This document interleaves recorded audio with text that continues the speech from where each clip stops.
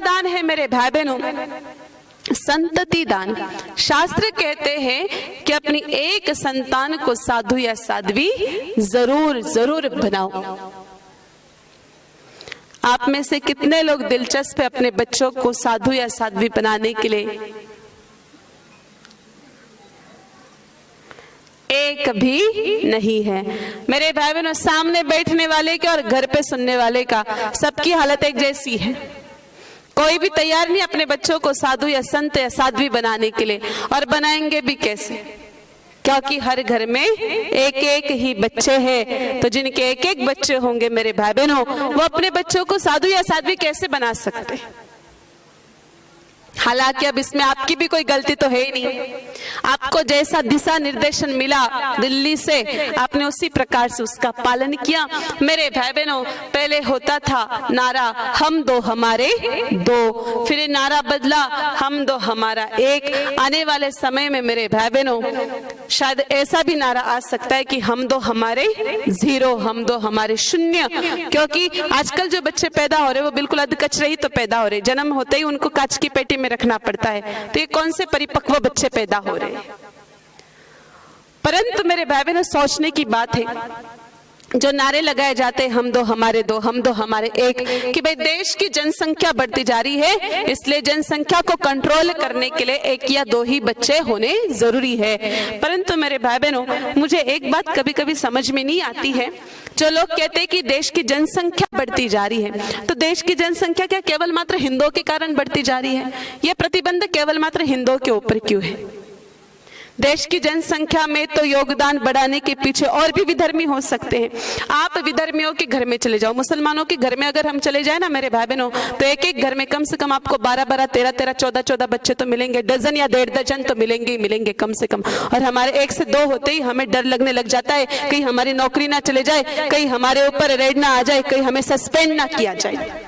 तो ये गलत बात है, और ऐसा ही चलता रहा तो मेरे भाई बहनों एक दिन ये हिंदुस्तान पाकिस्तान में तब्दील होने में टाइम नहीं लगेगा। जो अल्पसंख्याक है वो बहुसंख्याक बन जाएंगे, और जो बहुसंख्याक है वो एक दिन अल्पसंख्याक बन जाएंगे। हिंदुस्तान में रह करके मेरे भाई बहनों हिंदुओं को लड़ाई लड़नी पड़ेगी अपने अधिकारों की। इसलिए संतान होनी चाहिए, और ज्यादा सोचने की जरूरत नहीं है कि ज्यादा बच्चे होंगे तो क्या खिलाएंगे।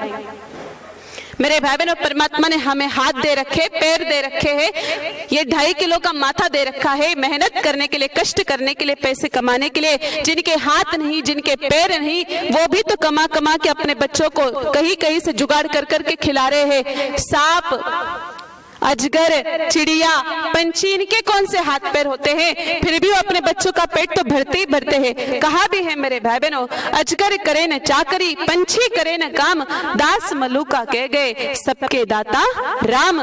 जो चोच देता है वो चुग्गे की व्यवस्था पहले ही करके रखता है। भगवान के मैनेजमेंट को हम चैलेंज नहीं कर सकते। भगवान का मैनेजमेंट इतना तगड़ा है, वो जब बच्चे को संसार में भेजते ना, बच्चा जन्म ले उसके पहले उसकी माँ के स्तनों में दूध भेज देते हैं। और दूध भी कैसा मेरे भाई बहनों, ना फीका, ना मीठा, ना गरम, ना ठंडा, बिल्कुल एक दिन के बच्चे के टेम्परेचर के अनुसार जैसा दूध चाहिए होता है वैसा दूध भगवान भेजते हैं। तो जब भगवान बैठा है ऊपर सावरा सेठ, तो मेरे भाई बहनों हमें किस बात की चिंता करनी? संतान होनी चाहिए। संतान मेरे भाई बहनों कम से कम 4 होनी चाहिए, क्योंकि सुन लीजिए अच्छी तरह से, 4 वेद है, 4 पुरुषार्थ है, 4 धाम है, 4 मूलांक को श्रेष्ठ माना गया है। इसलिए संतान कम से कम 4 होनी चाहिए। अब इसमें यूं नहीं कि 4 बेटे हो गए तो बड़े को तो ये दुकान लगा दी, छोटे को वो दुकान लगा दे, और तीसरे को वहां भेज दिया। ऐसे नहीं मेरे भाई बहनों, बड़े बेटे को बनाओ आप साधु, दूसरे को बनाओ फौजी। क्योंकि अगर प्रत्येक घर में एक एक ही औलाद जन्म लेगी तो हिंदुस्तान की सरहद पर मेरे भाई बहनों हम फौजी कहां से भर्ती करेंगे? पाकिस्तान की थोड़ी भर्ती होगी क्या? हिंदुस्तान से ही तो फौजी जाएंगे।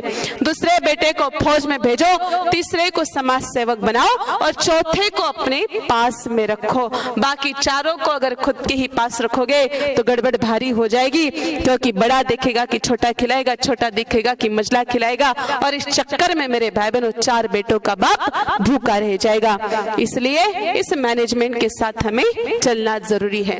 तो दूसरा दान है संतति दान।